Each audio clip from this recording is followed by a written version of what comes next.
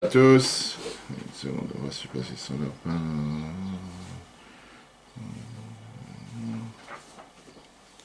Ok.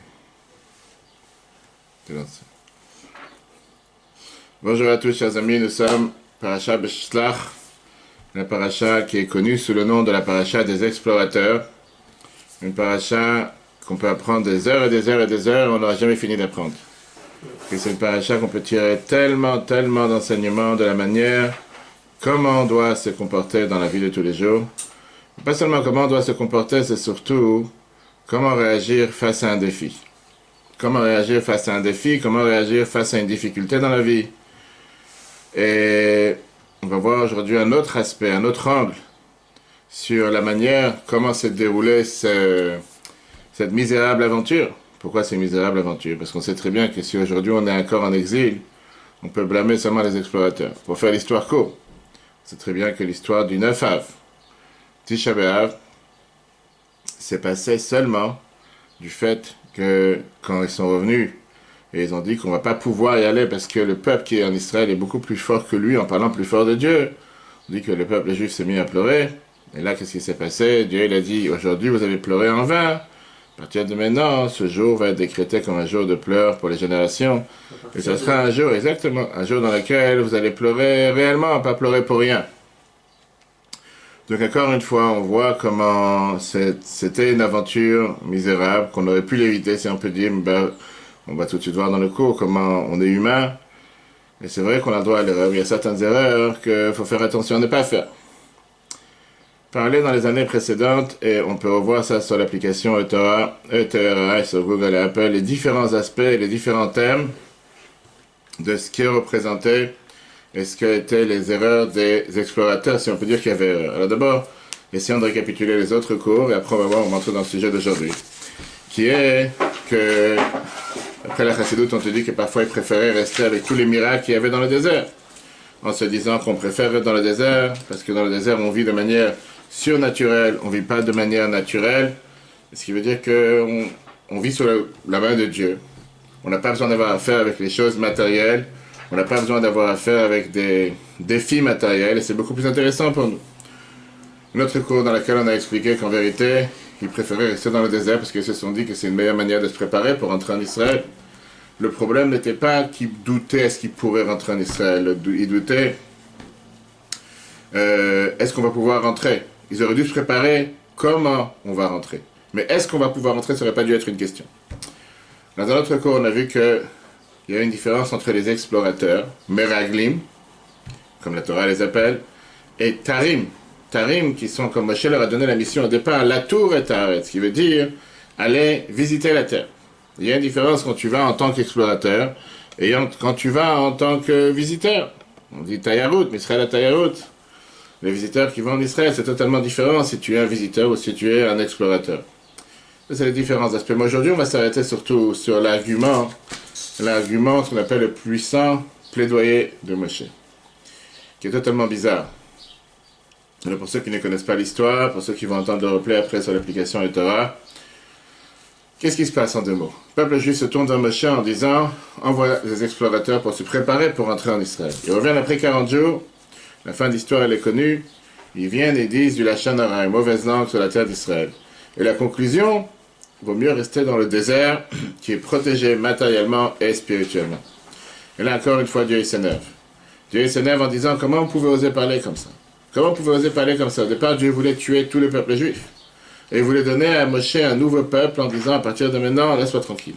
C'est un peuple de râleurs, un peuple de rouspéteurs, un peuple qui n'a... On a vu la semaine dernière, dans laquelle Moshe, dans la paracha qu'on a lu ce Shabbat, Moshe a dit, tue-moi. Il en a marre. Chaque chose, des histoires, chaque chose se bat, chaque chose... Là, c'est de la viande, là, c'est un autre chose. Chaque chose, il n'y a pas un moment où tu peux ne pas se battre, ne pas râler. Moshe n'est pas d'accord. Et on voit comment il y a un plaidoyer de Moshe. Moshe, il défend le peuple juif. Ça devient l'avocat du peuple juif avec des arguments. Et c'est sur ça qu'on va s'arrêter aujourd'hui. Jusqu'à la fin de ces arguments, on voit que Moshe, il pardonne au peuple juif. Il décide qu'il ne va pas les tuer, mais qu'il ne va pas les faire entrer en Israël. Vous allez rester mourir ici dans le désert, et c'est pas cette génération qui rentrera en Israël. Maintenant, la vérité, c'est que c'est pas la première fois que Dieu s'énerve comme ça. Même après la faute du veau d'or, Dieu aussi, il a voulu tuer tous les peuples juifs. Et encore une fois, on voit comment Dieu, Moshe, il a protégé le peuple, il a protégé son peuple. Aujourd'hui, on va essayer de voir quelle était cette manière et quelle était cette tactique, quelle était, on va dire, cette plaidoirie de Moshe. On va apprendre comment être un bon avocat et est-ce qu'il a pris les bons arguments. Et on va voir qu'a priori, il y a des grandes difficultés dans la manière comment il a essayé de défendre. L'enseignement majeur qu'on va voir aujourd'hui, c'est que Moshe nous dévoile quel amour il a pour le peuple juif dans n'importe quelle circonstance et dans n'importe quelle situation. Revenons d'abord à l'histoire telle qu'elle est écrite dans la paracha Shlach, chapitre 14, verset 11. Et comme on va voir qu'il y a a priori une difficulté dans le verset que Rashi ne répond pas. On sait très bien que Rashi, en général, il vient et il s'arrête pour essayer de comprendre les difficultés qu'il y a dans le sens simple du verset. Voilà donc ce qui se passe. Yomer Hashem el Moshe, Dieu dit à Moshe, Adana yenatsuni amaza, jusqu'à quand ce peuple m'outragera-t-il? Jusqu'à quand ne croiront-ils pas en moi avec tous les prodiges que je lui ai faits? Je vais les frapper de la peste et l'anéantir, et faire de toi un peuple plus grand et plus puissant. A priori, comme on dit, un cadeau en or. Ça plus en avoir à faire avec des gens qui respectent un regard de journée. Dieu envoie un bon cadeau à Moshe.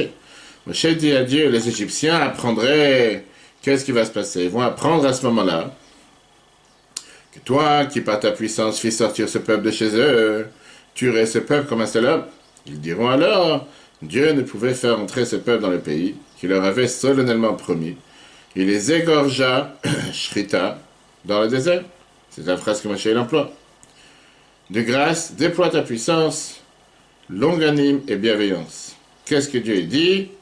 Je leur pardonne selon ta demande. Qu'est-ce que Moshe est en train de dire? On voit comment Moshe il a ici deux arguments, si on peut dire, suite à cette faute des explorateurs. On voit que Moshe il vient avec deux arguments en face à Dieu. Première des choses, que vont dire les Égyptiens ou que vont dire les nations du monde? Quoi, tu as tué ton peuple, comme ça tu t'en es débarrassé, qu'est-ce qui se passe? Numéro 1.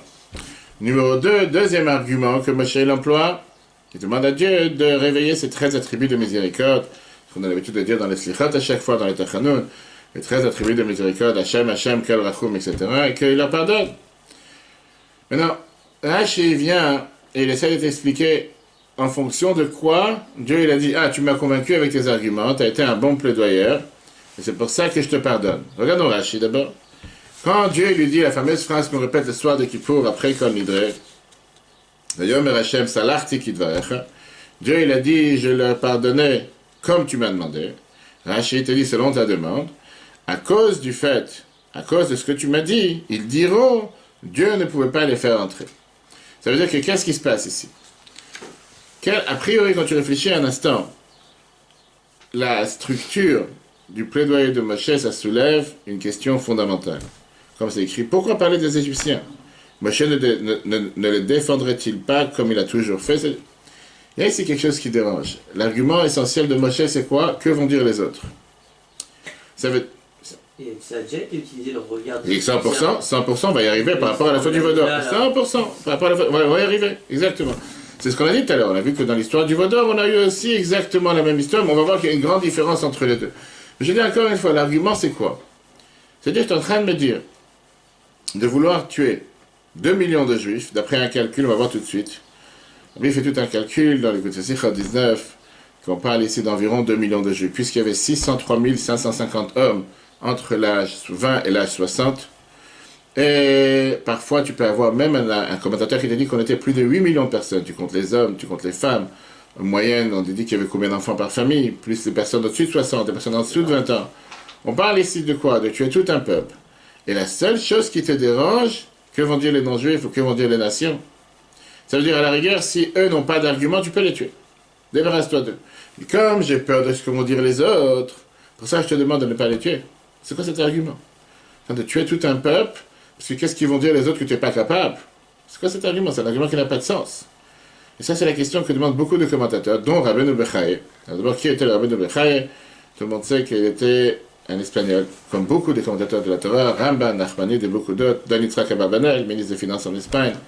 Lui, il est né en Espagne en 1255 à la fameuse famille de Ibn Khalwa, et c'était l'élève du Rajba à Barcelone. Aujourd'hui, ma sœur est sur les shluchim du Rabbi avec mon beau-frère. Rabbeinu Bechaye, un des grands commentateurs du Chumash, il vient et te dit, écoute-moi, mes chers amis, il y a quelque chose qui ne va pas ici. L'argument de Moshe, les Égyptiens apprendraient, laisse entendre que si les Égyptiens n'avaient rien dit, Moshe il aurait accepté l'extermination d'Israël dans son propre intérêt. Afin que quoi? Afin qu'on fasse de lui un grand peuple. Il aurait certainement dû dire qu'il ne recherche pas son propre intérêt, mais qu'il souhaite le sauvetage du peuple juif, tel qu'il le fit dans le passé en déclarant « Efface-moi ton livre ». C'est bien ça qu'il a demandé quand il était, comment on appelle ça, quand il était dans l'histoire du Vaudor. Il a bien demandé à Dieu « Efface-moi ton livre ». On voit que dans l'histoire du Vaudor, Moshe d'abord il s'est débattu, c'est-à-dire il s'est battu sur le fait de vouloir tuer tout un peuple. Ça c'était ce qui lui dérangeait essentiellement. Le Abarbanel, Don Yitzhak Abarbanel, qui est, encore une fois, c'était le ministre des Finances en Espagne, grand commentateur du Chumash, il est beaucoup plus dur.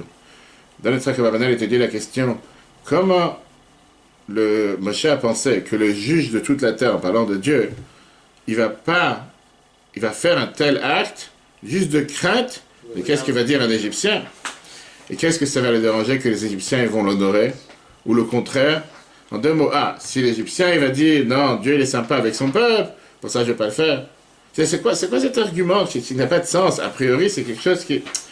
C'est loin d'une personnalité comme Moshe de venir sauver la tuerie, le massacre de tout un peuple, parce que qu'est-ce que les Égyptiens vont dire? Surtout, comme j'ai dit tout à l'heure, qu'on voit dans l'histoire du Vaudor, que dans le passé, que Moshe a utilisé des autres arguments. Et le premier argument, quand l'histoire du Vaudor, Moshe c'était, pas qu'est-ce qu'ils vont dire le monde. Moshe c'était, comment tu peux vouloir tuer tout un peuple? C'est qui le dérangeait. Là, d'abord, Moshe ne vient pas avec l'idée de, ça ne le dérange pas que tu vas tuer tout un peuple. La seule chose qui le dérange, c'est ce qu'ils vont dire les autres. Et le pire, c'est quoi? C'est que Dieu, il joue le jeu. Salarti kidvarecha. Je te pardonne, comme l'argument, ça veut dire que puisque tu m'as dit que les gens vont dire, puisque les gens vont dire, pour ça je te pardonne. C'est-à-dire, si tu n'aurais pas eu cet argument, j'aurais tué ce peuple. Pour comprendre cette question difficile, il faut d'abord justement on s'est arrêté sur un point quand on a lu le verset, que Moshe il emploie un mot qui est bizarre. Il dit que les non-juifs, les nations du monde vont dire que Dieu n'a pas pu faire entrer le peuple juif en Israël, et c'est pour ça, Vayishratem bamidbar, il les a égorgés dans le désert. Quel rapport avec égorger ici? En règle générale, quand on parle d'une punition, ou quoi que ce soit, on dit qu'il va les frapper, qu'il y aura une plaie. On parle du mot Aka, Vayakenu. Akenu badever, quand Dieu l'emploie, je vais les frapper avec la peste, comme Dieu l'a dit lui-même dans le verset. Il n'y a pas ici de mot égorger. Égorger, on n'emploie pas un mot pareil. Et c'est pour ça que si la Torah emploie ce mot, c'est qu'il y a certainement ici une allusion à quelque chose d'autre. Parce qu'on sait très bien que la Torah, c'est un code secret, la Torah écrite. On a besoin d'avoir la Torah orale pour comprendre la Torah écrite, parce que sans ça, il y a des choses qu'on ne comprend pas. Comprenons d'abord qu'est-ce que ça veut dire la shrita tout court. Qu'est-ce que ça veut dire égorger un animal? Quand on parle d'un animal ou quand on parle d'un oiseau, c'est pas juste tuer un animal. Parce que tuer un animal, tu peux le tuer de n'importe quelle autre manière. Pas obligé d'avoir la shrita comme la Torah le demande. La shrita, c'est quoi? C'est que grâce à la shrita, tu peux cachériser et faire apte, rendre apte l'animal de pouvoir arriver à être consommé par un humain. En deux mots, comme la Kabbale nous l'explique, l'élever du monde animal au monde de l'être humain, au monde de l'humain. Pourquoi? On explique que dans le monde en général, il y a 4 mondes avec lesquels Dieu a créé sa planète. Il y a le minéral, le végétal, l'animal et l'humain. Dieu il a fait en sorte que n'importe quelle de ces 4 espèces ou de ces 4 mondes s'élève, nourrit la catégorie qui est au-dessus de lui. C'est très bien que le minéral qui est le plus bas donne à manger au végétal. Le végétal se nourrit des minéraux qu'il y a dans la terre. Le végétal donne à manger à l'animal qui est au-dessus. Et l'animal donne à manger à l'homme. En deux mots, Dieu il a fait en sorte que chaque monde, c'est un monde qui s'élève vers le monde d'en haut. Par la catégorie qui est au-dessus, elle élève à un niveau supérieur la catégorie qui est plus bas. On ne va pas rentrer dans le sujet pour ne pas faire du mal à quelqu'un que ce soit. La Torah, elle est contre les végétariens ou les végétariens. La Torah ne pense pas du tout de cette idée. La Torah, elle permet de manger de la viande. Elle n'a pas dit maintenant qu'il faut être, quand la Torah écrit Zolel veut sauver quelqu'un qui s'engloutine avec de la viande en longueur de journée. Pour la Torah, il n'y a pas d'interdiction de manger de la viande. L'idée de la shrita, c'est quoi? En deux mots, le fait de pouvoir faire la shrita à un animal, ça élève un animal à un niveau supérieur. C'est exactement la même chose avec l'humain. L'humain, c'est quoi? Comme on a appris dans l'histoire du sacrifice d'Yitzhak qui ne s'est pas passé, c'était un test pour Abraham. C'était l'idée d'élever Yitzhak à un niveau supérieur. C'était un test de foi pour savoir si Abraham il a vraiment confiance en Dieu, etc. On peut dire ici la même chose. Que Moshe, il a employé ce terme envers Dieu pour dire que les nations du monde vont dire que Dieu, il a égorgé, si on peut dire. C'est pas du tout ce qu'il a voulu dire en disant qu'il va les tuer, mais dire qu'il a décidé d'élever le peuple juif à un différent statut par ça qu'il s'en débarrasse. Et ça, c'est quelque chose qui est inconcevable parce que les nations du monde ne vont pas le comprendre. Tu vas voir qu'on va voir ça dans l'explication, c'est très très riche. D'abord dans le 3. Shrita, c'est un terme adapté pour pas des êtres humains. La shrita, l'abattage rituel, n'a pas pour but de tuer l'animal, mais plutôt de l'élever et le rendre apte à la consommation humaine. Il confère ainsi une nouvelle qualité. Ce terme est employé dans la Hakeda, dans Vayera, chapitre 22, verset 1, où Abraham devait faire la shrita d'Yitzhak pour élever en holocauste vers Dieu. Donc ça, c'est la shrita. La shrita, c'est un terme désignant l'élévation d'un animal ou l'élévation d'un être humain. Mais non, quand tu réfléchis un instant, quel bien-être il peut avoir de vouloir tuer des millions de personnes? Et en expliquant que, ça c'est une manière d'élévation. Quel rapport avec élévation ici? Ça n'a pas de sens. On dit pour ça que Moshe a employé ce terme shrita. Et pour comprendre ça, il faut d'abord comprendre une autre question, qui est une question fondamentale dans le judaïsme. Pourquoi il y a des punitions dans la Torah? Quel est le but d'une punition tout court? Pourquoi Dieu est puni? Pourquoi on te dit que si tu ne vas pas faire telle ou telle chose, tu risques d'avoir telle ou telle punition? La même question peut se poser en général pour l'éducation. Pourquoi punir un enfant? C'est-à-dire, un enfant de faire telle ou telle chose, il n'a pas fait, Dieu dit, à cause de ça, tu ne vas pas sortir aujourd'hui. Quel rapport? Qu'est-ce que tu as gagné en disant à un enfant que tu vas être puni? Apparemment, tu n'as rien gagné, numéro 1. Numéro 2, qu'est-ce que tu cherches avec la punition? La Bible écrit ça dans plusieurs lettres. Est-ce que la punition, c'est un déversement de colère pour remplir ta satisfaction? Puisque tu ne sais pas comment agir, tu t'es énervé, tu as puni, et au moins maintenant ta colère s'est apaisée. Ou bien avec la punition, tu cherches à faire passer un certain message. Et pas seulement tu cherches à faire passer un certain message, mais tu cherches à faire en sorte que cette chose qui a été faite, qui n'aurait pas dû être faite, ne va pas recommencer. C'est très bien que n'importe quel ordre que la Torah nous donne, c'est pas fait pour le bien-être personnel de Dieu. C'est fait pour le bien-être de la personne, de l'humain, pour qu'on vive avec une vie plus heureuse, une meilleure vie, que ce soit une vie matérielle ou une vie spirituelle. De là, on comprend pareil le contraire. Quand il y a une punition pour quelqu'un qui ne se comporte pas comme il faudrait se comporter, le but n'est pas de punir ou le but n'est pas de se venger. C'est comme dans le même discours que la Bible a prononcé en 1980. La Bible amène l'exemple avec un enfant. Qu'un enfant, il est capable de comprendre que quand ses parents lui donnent une punition, à l'intérieur de lui, il comprend que ce n'est pas ici une punition pour une punition ou une vengeance, mais c'est pour son bien. Tu t'es amusé, je sais pas, avec des allumettes. La prochaine fois, tu ne pourras pas rentrer dans la cuisine, je sais pas, va savoir quoi d'autre, parce que tu risques de faire des dégâts. Tu peux comprendre, tu as versé un verre d'eau par terre, n'importe quel. La punition en soi, ce n'est pas une punition, c'est pour faire comprendre qu'une certaine chose ne peut pas se faire pour ton propre bien. Quand il y a une punition dans la Torah te dit que ce n'est pas pour le mal d'une personne, c'est pour le bien d'une personne. La Bible nous dit qu'on regarde combien d'histoires se sont passées, par exemple, dans le Chumash, où un enfant qui a appris le Chumash, la Bible, il voit comment des événements qui au départ sont considérés comme des événements négatifs, qu'en réalité ils deviennent positifs sur le long terme. La vente de Yosef, au départ ça a l'air d'être quelque chose de négatif, après il s'est avéré que c'était quelque chose de positif. Grâce à ça, Yosef il a sauvé toute sa famille, il a sauvé toute l'humanité tout entière, de toute la famine qu'il aurait pu avoir. Et que s'il n'y aurait pas eu ce Yosef en Égypte, personne n'avait la capacité de sauver, d'engranger pendant les 7 années d'abondance, de mettre de côté pour les 7 années de famine. Alors oui, et d'ailleurs c'est Yosef que lui-même le dit quand il a parlé à ses frères quand ils se sont dévoilés à lui. Quand ses frères sont venus en lui disant « On est désolé, on n'aurait pas dû te vendre, etc. » Il dit « Vous pensez que c'est vous qui m'avez vendu? C'est Dieu qui m'a envoyé. » Dieu m'a envoyé ici pour vous faire vivre. Alors c'est vrai qu'au départ ça s'était avéré comme quelque chose de négatif, mais en réalité c'est quelque chose de positif. La Bible dit la même chose avec ce qui s'est passé en ce moment en 1927, dans la période dans laquelle nous sommes, le 15 Sivan. C'est le jour où ils ont emprisonné pour la énième fois le rabbi précédent en Russie, 6e rabbi de Chabad. Il n'a pas été en prison parce qu'il vendait de la drogue, parce qu'il voulait abattre tout ce qui était le réseau du judaïsme souterrain. À l'époque du communisme, c'était interdit. Il avait un réseau de 600 écoles souterraines sur toute la Russie où il propageait le judaïsme, où beaucoup de ses disciples se sont fait tuer avec une balle dans la tête, envoyés en Sibérie, parce qu'ils voulaient abattre le judaïsme. Et pour eux, c'était que si on va abattre Schneerson, automatiquement, il n'y aura plus de judaïsme en Russie. Ça, c'était le 15 Sivan. 3 semaines plus tard, le 12, environ un mois plus tard, le 12 Tammuz, Le rabbi précédent est sorti de prison, et il y a eu une expansion du judaïsme sans précédent, beaucoup plus forte. Le rabbi ramène comme quoi, au départ, quand il est parti en prison, c'était quelque chose de négatif, tout le monde a vu quelque chose. Il s'est avéré à la fin que c'était le début de quelque chose de positif, parce que grâce à ça qu'il y a eu un certain recul, une certaine descente, grâce à ça, il y a eu après. Donc exactement la même chose. Ce qui veut dire, quand tu parles maintenant d'une punition, quand Dieu punit quelqu'un, c'est pour le bien-être d'une personne. Puisque quelqu'un il a pu faire une faute qui est très grave pour lui. Alors parfois, pour que la personne ne subit pas quoi que ce soit dans ce monde, Dieu décide, tu sais quoi, viens, je le mets au monde futur directement aujourd'hui. Une fois qu'il va rentrer au lavabo aujourd'hui, au moins il ne va pas souffrir dans ce monde.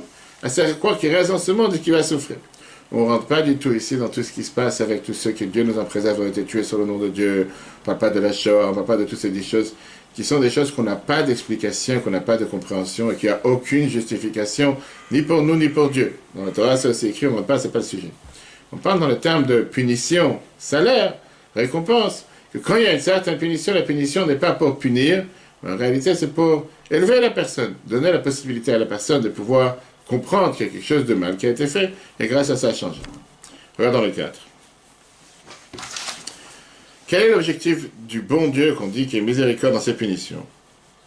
Lorsque Dieu punit l'homme, ne c'est pas pour se venger de lui ou le châtier, mais c'est pour son bien.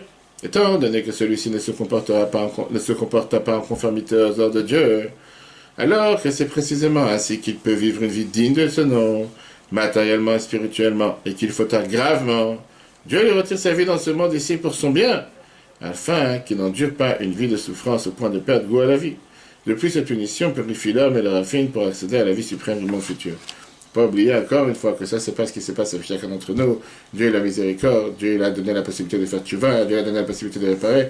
On est en train d'expliquer ici seulement le terme que Moshe il a employé, le terme de shrita, qui apparemment n'était pas approprié pour l'idée que Moshe voulait défendre. Et c'est justement ce qu'on va voir tout de suite.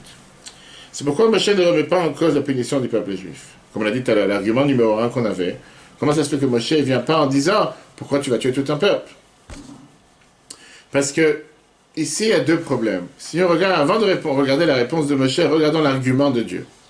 Dieu il lui dit dans le premier verset, Ad ana yenatsuni, jusqu'à quand ce peuple m'outragera-t-il? C'est-à-dire que Dieu est en train de dire à Moshe, c'est un peuple, c'est pas la première fois qu'il fait ça. C'est pas la première fois qu'il vient avec des arguments en deux mots. Malgré tout ce que j'ai pu montrer jusqu'à présent, ils sont toujours en train de râler. On va dire que c'est une habitude chez eux. C'est quoi que tu puisses faire de bien pour cette personne et jamais content. Comme on voit dans la société aujourd'hui, tu as des gens qui sont toujours en train de râler.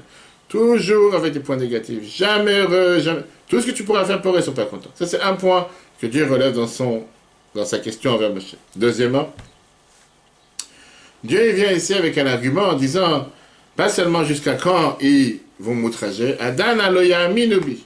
Jusqu'à quand ils vont manquer de confiance en Dieu.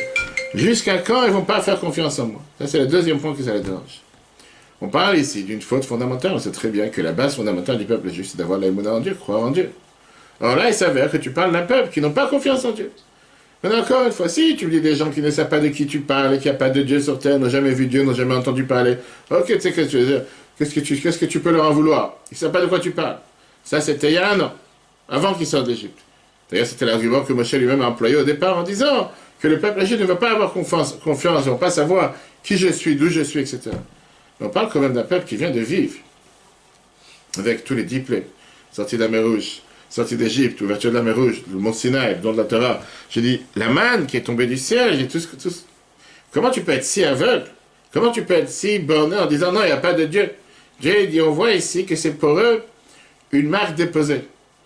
Comme j'allais dire, même si on n'aime pas parler de politique, que c'est une marque déposée pour certains manifestants que quoi qu'il se passe sur terre, faut insulter les Juifs. Les Juifs sont la faute de tout. Quel rapport? Qu'est-ce que tu mélanges? Tu as une cause à défendre, défends ta cause. Si vraiment tu as une cause à défendre, ou si tu ne cherches pas juste ou pour d'autres, juste à s'acharner et tout casser. Quel rapport avec ce qui s'est passé, et tout casser et tout voler? Quel rapport entre les deux? C'est pour ça que Moshe vient et dit qu'a priori, oui, puisque tu dis que c'est un peuple qui n'a pas d'émouna, qui n'a pas de foi, et donc tu as décidé d'égorger en termes spirituels, qui veut dire d'élever d'un monde d'en bas vers le monde d'en haut. En deux mots, Dieu est en train de dire à Moshe, peut-être ce peuple n'est pas fait pour ce monde d'en bas. Peut-être que c'est des extraterrestres, ils n'ont rien à faire dans ce monde. Si tout le bien qui est fait avec eux sur terre, pour eux, il n'y a pas de bien, alors tu sais quoi? Autant partir de ce monde. Autant t'as rien à faire dans ce monde. Donc sur cet argument-là, Moshe n'a pas de quoi répondre. Parce que Moshe, il sait très bien avec qui il a affaire. Lui-même, la semaine dernière, il dit, tue-moi et débarrasse-moi de ce peuple. Moshe sait très bien qu'il a affaire avec un peuple. En deux mots, tu sais quoi, si ce monde ne te convient pas, va ailleurs. Si tu n'es pas content, change de monde. Et c'est ce que Dieu dit. Puisque ces gens-là ne sont jamais contents dans ce monde, et puisque ce monde ne leur convient pas, eh bien autant changer de monde, autant aller vers le monde futur. Très bien. Et qu'est-ce qui se passe? Ça, c'était la question, c'était la manière comment Dieu l'a parlé. Regarde dans le 6. L'argument de Moshe, les nations diront que Dieu ne tient pas sa promesse. Là, apparemment, contrairement à ce qu'on a pensé au départ, l'argument que Moshe a employé, c'est un argument majeur. Qu'est-ce qu'il dit, Moshe? Qu'est-ce que tu es en train de me dire? Que tu veux te séparer de ce peuple, parce que c'est un peuple qui manque de foi en toi. Et qu'est-ce que tu veux faire? Moshe dit à Dieu, tu veux rajouter qu'il n'y a pas que ce peuple qui manque de foi en toi, mais tous les peuples vont manquer de foi en toi. Moshe dit, c'est quoi ton problème du fait que tu as quelqu'un aujourd'hui, tu as un peuple qui a la place d'avoir confiance en Dieu, il n'a pas confiance. Et la preuve, c'est qu'il est tout le temps en train de râler, qu'il n'est jamais content. Si jamais tu vas t'en débarrasser d'eux, tu vas faire que tous ceux qui avaient encore un peu de foi en toi, même eux vont perdre cette foi en toi. En deux mots, Moshe est en train de dire à Dieu, ce que tu cherches à faire, c'est contre-productif par rapport à ce que tu voudrais faire avec cette punition. Tu veux t'en débarrasser d'eux parce que tu dis, ils n'ont plus rien à faire sur cette planète, puisqu'ils ne sont jamais contents, ils ne sont jamais heureux. En faisant une telle chose, si tu le fais, tous ceux qui avaient un corps une fois en disant, mais c'est quoi ce peuple juif? On a vu Yitro, on a vu tous ceux qui sont venus, ils ont dit, mais c'est magnifique, regarde ce peuple, comment il a été porté par Dieu, comment il les a sauvés. Là, ils vont dire, c'est quoi, Dieu les abandonne. Donc si on pensait à un instant que Dieu est vraiment puissant et Dieu est vraiment grand, il n'est ni puissant ni grand, il est incapable. Et donc qu'est-ce que tu vas gagner? Que tout ce qu'Abraham il a essayé de faire depuis le départ, le père du monothéisme, de faire croire, de faire savoir au monde entier qu'il y a un Dieu sur terre, le monde entier va arrêter de croire. Donc c'est un argument beaucoup plus puissant. C'est que tu cherches à réparer quelque chose, et en voulant le réparer, tu détruis 1000 fois plus. Et c'est la raison pour laquelle on a dit tout à l'heure que quoi? Que Dieu dit à Moshe, t'as raison. Et c'est pour ça que je leur pardonne, parce que par rapport à cet argument. Regardons dans le texte. Rashi vient et te dit, qu'est-ce que ça veut dire l'argument que Dieu dit à Moshe, le peuple juif n'a pas confiance en moi, malgré tant de prodiges. Ils auraient dû, à cause de tous les miracles que j'ai accomplis en leur faveur, avoir confiance en mon aptitude à tenir ma promesse. Viens, Moshe dit à Dieu, étant donné que le problème principal, d'après ce que Dieu a dit, c'est la non-croyance des Juifs, à quoi cela servirait-il de les tuer? Cela ne ferait que reproduire ce même problème, l'incroyance chez les Égyptiens, puisqu'ils en déduiraient que Dieu ne peut accomplir son serment. Et donc cela produirait donc ce qu'on appelle un effet boomerang, tout à fait le contraire. Tout d'abord, l'incroyance des nations, et de ce fait, ils n'écouteraient plus et n'accompliraient plus les ordres divins que Dieu leur a promulgués. En deux mots, Moshe te dit que si jamais tu n'as pas fait rentrer le peuple juif en Israël, ces nations que jusqu'à présent ils regardent avec merveille tout ce que Dieu a fait pour le peuple juif, et comment Dieu a respecté sa parole, et comment il a fait réussir à les faire sortir d'Égypte, et comment il a juré de les faire entrer en Israël, la terre où il y a 7 rois qui attendent pour se battre avec eux. Néanmoins, Dieu n'a pas peur de ces 7 rois. Quand les nations du monde vont voir que Dieu n'a pas accompli sa promesse, tout d'abord, ça va éveiller un manque de foi dans les nations elles-mêmes. En deux mots, tu veux réparer le manque de foi chez le peuple juif, par ça que tu vas créer un manque de foi chez toutes les nations du monde, ça n'a pas de sens. Deuxièmement, même les 7 lois de Noach qui étaient données aux nations du monde aussi, on peut le faire. On dit, si tu es un tel incapable, que ton propre peuple, que soit-disant tu nous as vanté ses bienfaits, le peuple élu, le peuple choisi, donner la Torah, tout ce que tu veux, tu es capable de les jeter comme une serpillère par ça, avec tous les arguments que tu veux pour les élever dans un autre monde, parce qu'ils ne sont pas faits pour ce monde, tout ce que tu veux c'est bien. Mais dans les faits, qu'est-ce qu'ils vont dire les gens? Les gens vont dire, ah, tu n'es pas capable de sauver ton propre peuple, qu'est-ce que tu veux de moi? Laisse-moi tranquille avec tes lois. Et donc en deux mots, tu vas pas seulement rien gagner, mais tu vas tout perdre. Avec cet argument que Moshe l'emploie avec le mot Vaishratam, qui met ça dans la bouche des nations, c'est un argument puisqu'il sait très bien l'amour que Dieu a pour le peuple juif. Regarde comment Rashi te dit ça dans Shlach, chapitre 14, verset 14. Parce que les Égyptiens diraient qu'elles ont entendu que toi, Dieu, résidais parmi eux, parmi le peuple juif. Et il leur apparaissait œil dans l'œil, le tout en marque d'infection, et ils n'ont pas remarqué que ton amour s'arrêta. En deux mots, leur argument c'est quoi? Que si, parce que Dieu, il cherche à élever ce peuple, Si Dieu décide de faire en sorte que ce peuple passe d'un autre monde parce qu'il n'est pas fait pour ce monde, d'abord fais ta promesse. D'abord fais-le rentrer en Israël. D'abord montre que qu'est-ce que tu as dit, qu'est-ce que tu as promis, qu'est-ce que tu as juré. Tu le mets en application. Et là-bas, débarrasse-toi d'eux. Le fait que tu ne les as pas fait rentrer en Israël, ça veut dire que tu n'es pas capable. Si tu n'es pas capable, pourquoi tu veux que j'ai confiance en toi? En deux mots, disons que tu veux les punir de cette manière ou en disant qu'ils n'ont plus rien à faire sur cette planète parce que cette planète n'est pas faite pour eux. Alors fais-les d'abord rentrer. D'abord, toi, fais ce que tu dois faire. Remplis ta promesse. Une fois que tu as rempli ta promesse, on verra ce qui va se passer différemment. 7. Les nations, sachant le grand amour que Dieu porte aux Juifs et son serment de les faire entrer en Israël, auraient estimé que même si la situation des Juifs exige qu'ils quittent ce monde pour leur bien, Dieu aurait dû d'abord les faire entrer en Israël, afin de réaliser son serment, et ensuite seulement appliquer ses décrets. Ainsi, l'application du dit décret dans le désert indique une incapacité de Dieu à les faire entrer en Israël. Et la preuve est qu'avec cet argument, Moshe l'a convaincu Dieu. Quand même, tu me dis, tu crois que Dieu a besoin de Moshe pour le convaincre? Pas besoin, je sais pas, on sait très bien que Moshe, c'était quand même, il parlait avec Dieu, et c'est lui qui défendait le peuple juif à toutes les reprises. Et c'est ce qu'on va voir à la fin, cet amour que Moshe, il avait, même pour les plus grands fauteurs, même pour ceux que Dieu, il a dit qu'ils ne sont pas confiance en moi. Qu'est-ce qui s'est passé après cette histoire? La suite, c'est qu'il y a eu le décret contre la génération du désert, qui sont morts dans le désert pendant 40 ans. D'ailleurs, ce n'était pas une punition. Tu vois bien que Dieu ne les a pas tués sur place. Il n'y a pas une épidémie comme la faute du veau d'or ou quoi que ce soit. Oui, mais en deux mots, Dieu l'a dit, ils vont avoir une mort naturelle, ils vont mourir dans le désert, ils vont pas rentrer en Israël. Très bien. Et c'était, si tu veux, une préparation pour les amener à ce monde futur. Ça vient rejoindre ce que Rabbi Eliezer a dit dans la Gemara, et c'est écrit aussi dans le Midrash, dans le Zohar, comme on va voir, que la génération du désert a eu une part du monde futur. Il y a un débat. Est-ce que le Dor Hamidbar avait une part là-bas? Et tout ce qui s'est passé, comment ils ont pu avoir... Regarde la Gemara Sanhedrin, page 110b. Et la Gemara te dit, Rabbi Akiva dit, la génération du désert n'a pas de part du monde futur. Ça, c'est Rabbi Akiva. Viens Rabbi Eliezer.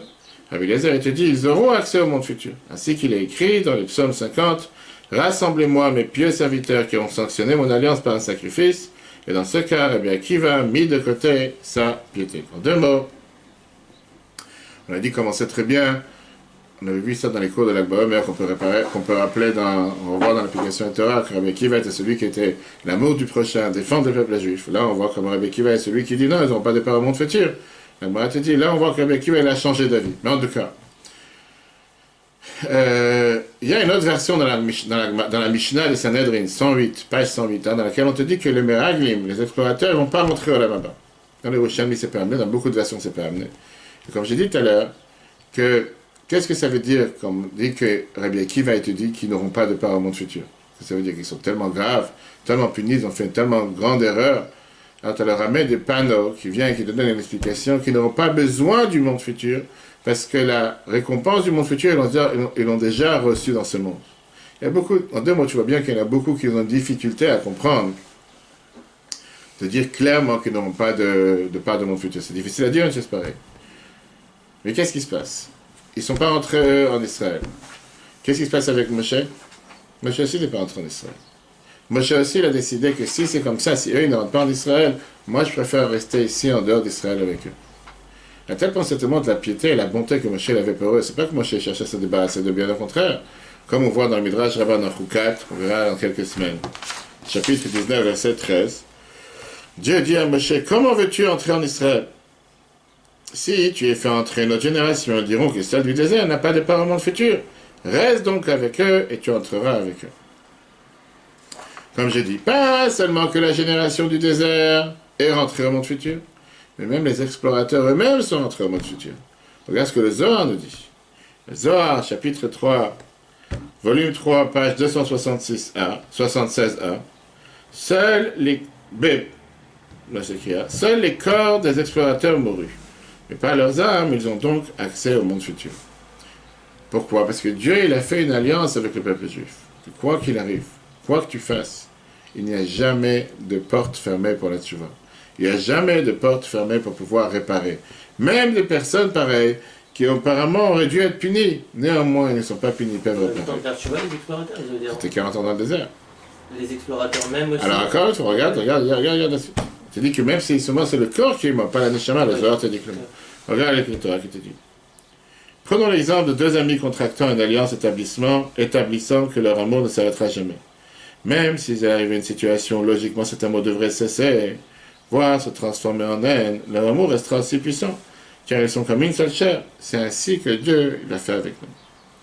Donc ça, on a la réponse à la question qu'on a dit tout à l'heure au départ, par rapport à cet argument bizarre de Moshe, qui est un argument qui n'a pas de sens. Au départ, on a dit comme quoi, comment c'est possible que Moshe vienne avec un argument en disant qu'est-ce que vont dire les nations du monde, comme si vraiment c'est ça qui va faire en sorte que le peuple juif, que Dieu ne va pas se débarrasser du peuple juif, c'est ça qui va faire en sorte qu'il ne va pas vouloir tuer le peuple juif, ça n'a pas de sens.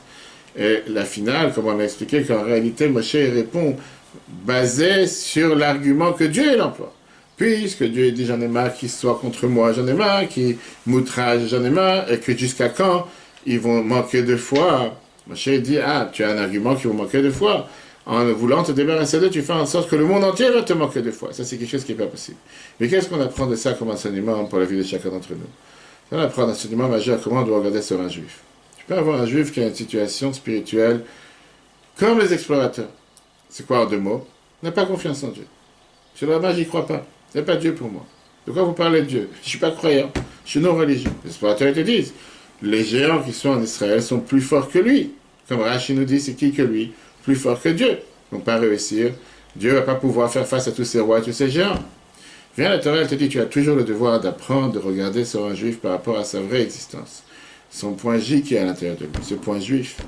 Qu'on sait très bien que la Mishnah nous dit dans Pirkei Avot, Kol Israël, Yisrael, Chelek, Lamama.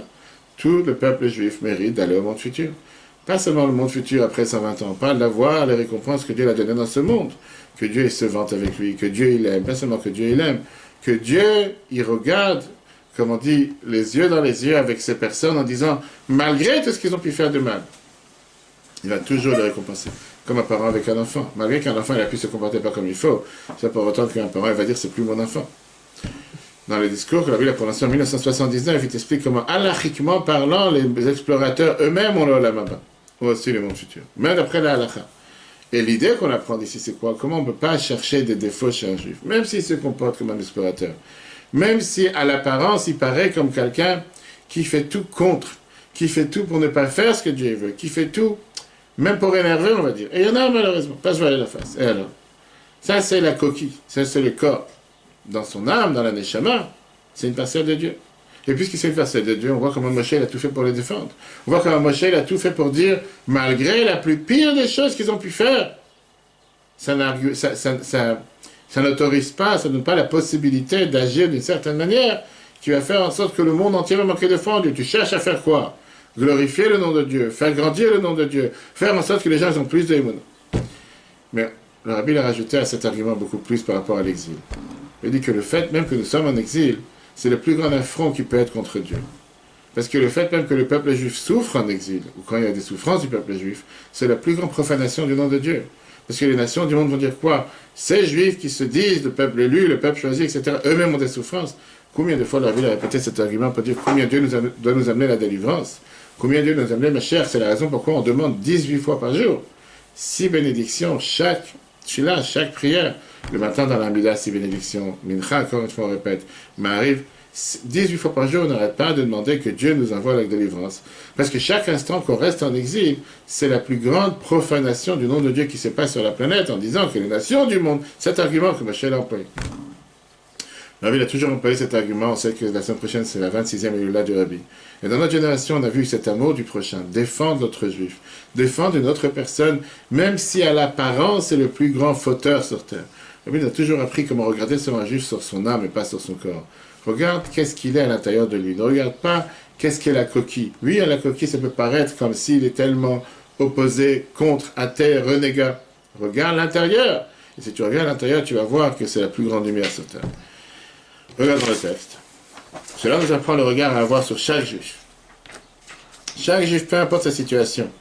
Même si on a l'impression qu'il est Dieu préserve comme les explorateurs, il faut le considérer comme quelqu'un qui, par son essence véritable, fait partie de tout le peuple d'Israël, ayant une part au monde futur. Et lui aussi est la fierté de Dieu. Il faut exercer une influence sur lui, afin qu'il exprime cette essence dans sa vie quotidienne. Et cela accélérera davantage la venue de Mashiach. Comme c'est écrit sur le côté. Chaque juif, à accès dans son essence juive au monde futur. Il suffit de l'aider à l'exprimer au quotidien. Ça n'existe pas un juif qui peut pas. Ça, c'est l'enseignement majeur qu'on apprend de cette paracha, Shlach. Si Dieu veut, dans le cours à 13h30, le deuxième cours d'aujourd'hui, on parlera sur la prière. Qu'est-ce que ça veut dire prier? Pourquoi on prie? Si on te demandait de définir en un mot la prière, comment tu définis le mot? Pourquoi prier? Vas-y, réponds. Qu'est-ce que ça veut dire prière? Alors, le problème, c'est qu'en français, c'est très mal traduit. Parce que prière vient du mot prier, je te prie. Mais tfila en hébreu, à quoi ça représente la tfila? Qu'est-ce que représente la tfila? On va même se rapprocher d'Hachem. Se rapprocher d'Hachem, c'est tout sans plus. C'est comme ça que je le ressens. 100%. T'as raison, après la chassidut, on te dit que la prière, la tfila veut dire s'attacher avec Dieu. Le mot tfila vient du mot atofel klicheres, qui veut dire forger ou former ses poteries, comme ils avaient l'habitude de faire à l'époque. Mais on va voir, si Dieu veut, dans le cours de 13h30, qu'est-ce qu'on cherche avec la prière? Est-ce que prière, c'est seulement demander quelque chose? Et donc, quand j'ai rien à demander, j'ai rien à prier. Est-ce que prière, comme tu dis, c'est de chercher à se rattacher avec Dieu? À ce moment-là, si je suis déjà rattaché, quel est le but de prier? Moi, je ne devrais pas avoir une raison pourquoi prier. Tous ces détails, on les verra, si Dieu veut, à 13h30. En attendant, le cours sera replay sur l'application eTorah sur Google et Apple. Très bonne journée à tous, et si Dieu veut, à la semaine prochaine.